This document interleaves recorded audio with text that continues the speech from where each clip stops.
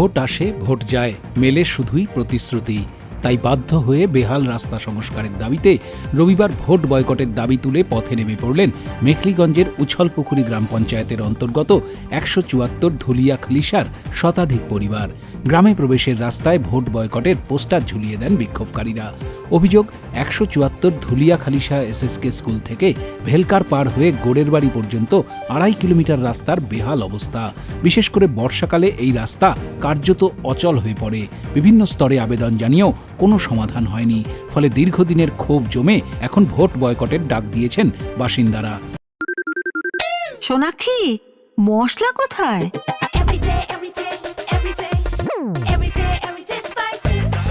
Everyday মশলা, দেশের স্বাদ। স্থানীয় তৃণমূলের গ্রাম পঞ্চায়েত সদস্য বিজেন্দ্রনাথ বর্মন অবশ্য জানিয়েছেন তিনি এলাকাবাসীর সমস্যাটি সমাধানের চেষ্টা চালিয়ে যাচ্ছেন।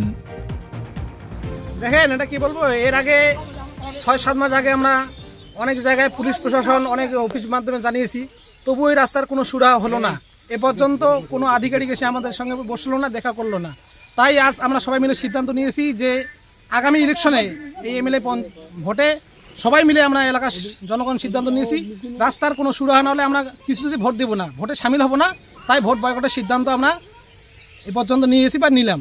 আচ্ছা, আপনারা দিদিকে বলো তো অভিযোগ জানিয়েছিলেন কি? হ্যাঁ, জানিয়েছিলাম, স্পিচ পোস্টের মাধ্যমে জানিয়েছিলাম, তবুও কোনো উত্তর আসে নাই। ভিডিওকে এইচডিও সবাইকে জানিয়েছেন? ভিডিও, এসডিও, জেলা পরিষদ, আবার পঞ্চায়েত প্রধান সবাইকে জানিয়েছি। জামালদহ থেকে প্রতাপ কুমার ঝায়ের রিপোর্ট, উত্তরবঙ্গ সংবাদ।